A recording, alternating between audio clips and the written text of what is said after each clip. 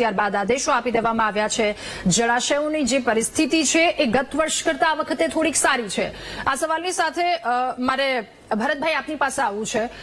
આ સમય એવો છે ઉનાળાનો મધ્ય કહો અથવા તો શરૂઆત માર્ચ બાદનો એટલે એપ્રિલનો આ સમય શરૂઆત, પરંતુ આ વખતેની પરિસ્થિતિ શું આપને એવું લાગી રહ્યું છે થોડો સુધારો આવ્યો છે? કારણ કે ગત વખતે જે આંકડો સામે આવ્યો હતો પાણીની ચિંતાને લઈને, એની કરતા આ વખતે આપણે થોડા બેટર છીએ, થોડા આગળ છીએ। ભગવાનની કૃપાથી જે ખરીફ સિઝનમાં અતિવૃષ્ટિને કારણે લગભગ ડેમો ભરાઈ ગયા, નાના ચેક ડેમો, એના કારણે આપણે ખરીફ સિઝનમાં આપણને મોટા પ્રમાણમાં નુકસાન થયું। પણ રવિ સિઝનની અંદર સારામાં સારો પાક થયો છે, એ સાચું એ કહેવામાં મને કોઈ દુઃખ નથી। તકલીફ એ છે કે આપણે માર્ચ મહિનાથી જે ભૂપેન્દ્રભાઈ પટેલે અત્યારે જે એપ્રિલ મહિનાની જે 15 તારીખે મિટિંગ કરી, એના બદલે માર્ચ મહિનાની 15 તારીખથી આયોજન કર્યું હોત તો એપ્રિલ મહિનાથી 1 તારીખથી તે 20 જૂન સુધીમાં જ્યાં જ્યાં પાણીની સગવડતા થઈ હોત તો એવા લોકો ઉનાળુ પાક પાકી શકે, ગુવાર છે, શાકભાજી છે, જુવાર છે, ઉનાળુ બાજરી છે, એ કરી શકત। અને ત્રીજી વસ્તુ, મેઇન વસ્તુ એ છે કે ગામના લોકો, ગુજરાતના 18,000 ગામડા છે ને જ્યાં જ્યાં નહેરોના પાણી આવે છે, સુજલામ પાણી આવે છે, મોટી કેનાલ, નાની કેનાલ, એમાં ગામના લોકોની પણ જવાબદારી મળશે। બધું સરકાર ઉપર આપણે નાખી દઈએ તો ખોટું છે।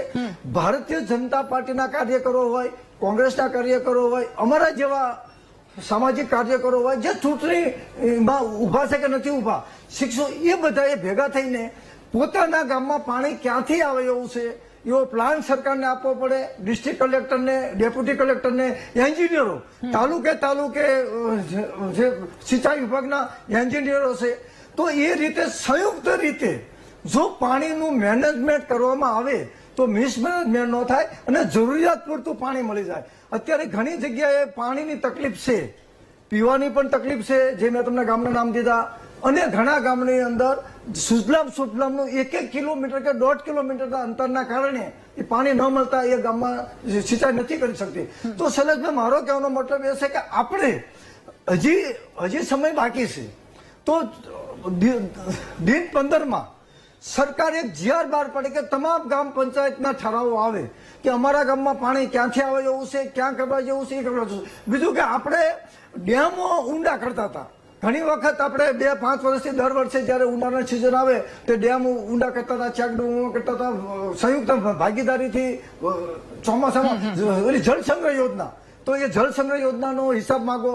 તો આ રીતે સંયુક્ત રીતે સૌને સાથે રાખીને લોકોને જો કામ કરશું તો પાણી અને પૈસો વેડફાઈ જાય છે, વેડફાઈ નહીં જાય અને સમસ્યા પણ નહીં રહે। સમસ્યા પણ નહીં રહે। હા, 2 કોલર જોડાયા છે। દિયોદરથી આંબાભાઈ આપણી સાથે જોડાયા છે।